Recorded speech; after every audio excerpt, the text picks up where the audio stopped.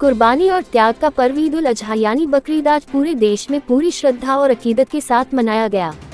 राजधानी पटना के पटना सिटी क्षेत्र में भी त्योहार को लेकर खासा उत्साह देखने को मिला। गुलजाराबाग स्थित ऐतिहासिक शाही ईदगाह में हजारों की संख्या में अकीदतमंदों ने ईद उल अजहा की नमाज अदा की और अल्लाह से अमन, शांति और भाईचारे की दुआ मांगी। नमाज के बाद लोगों ने एक दूसरे के गले मिलकर बकरीद की मुबारकबाद दी और त्योहार की खुशियां आपस में बांटी। इस पावन मौके पर खानकाह-ए-अमादिया मंगल तालाब के सज्जादानशी सैयद शाह मिसबाहुल हक अमादी ने नमाज के बाद बातचीत करते हुए ईद उल अजहा को कुर्बानी और समर्पण का पर्व बताया। उन्होंने कहा कि इस पर्व का मूल संदेश है त्याग, प्रेम और इंसानियत। साथ ही उन्होंने समाज में आपसी प्रेम, सौहार्द और भाईचारा बनाए रखने की अपील भी की। त्योहार को लेकर पटना पुलिस और जिला प्रशासन पूरी तरह मुस्तैद नजर आया। शहर के तमाम प्रमुख ईदगाहों और मस्जिदों के आसपास सुरक्षा के पुख्ता इंतजाम किए गए थे। पुलिस बल की तैनाती के साथ साथ अधिकारी खुद स्थिति पर नजर बनाए हुए थे ताकि नमाजियों को किसी प्रकार की परेशानी न हो। बकरीद का दिन है जिसको ईद उल अज़हा कहते हैं। आज यहाँ नमाज अदा की गई और अब नमाज के बाद अब लोग जाएंगे।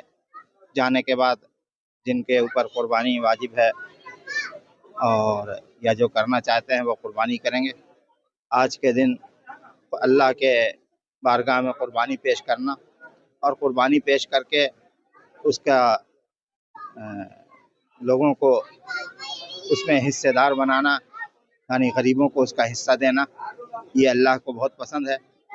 लिहाजा ये ख़ास तौर पे गरीबों की ज़ियाफ़त का दिन है, गरीबों की मेहमान नवाजी का दिन है कि गरीबों को का ख्याल रखा जाए और अल्लाह के हुजूर में कुर्बानी पेश करके, कुर्बानी सिर्फ जानवर की नहीं है, ये कुर्बानी है अपने जज्बे की, ये कुर्बानी है अपने माल की, ये कुर्बानी है अपने ख्वाहिशात की, ये कुर्बानी है अपने नफ्स की।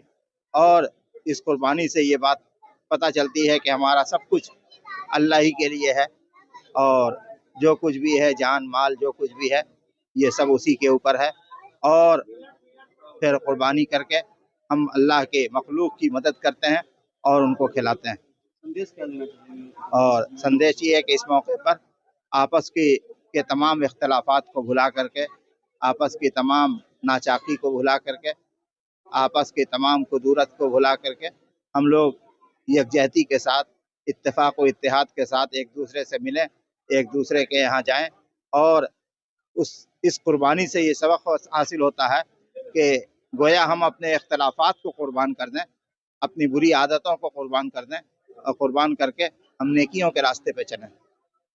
आपको ईद मुबारक हो, ईद उल अज़हा मुबारक आपको भी हो। हम लोग ईद के अदा करके कुर्बानी इब्राहिम अलैहिस्सलाम के अदा करना पर हम लोग ये ईद उल अज़हा मनाते हैं और ये भाईचारगी मोहब्बत का अदा करके ये ईद उल अज़हा है। और ये अदा करके हकीकत देखा जाए तो ये अदा करके हमारे नफ्स के अदा करके दूसरा नाम ईद उल अज़हा है। अगर हम लोग नफ्स पर कंट्रोल पाएंगे तभी हमारी कुर्बानी कबूल होगी, वरना नहीं। मेरा नाम इरफान आलम।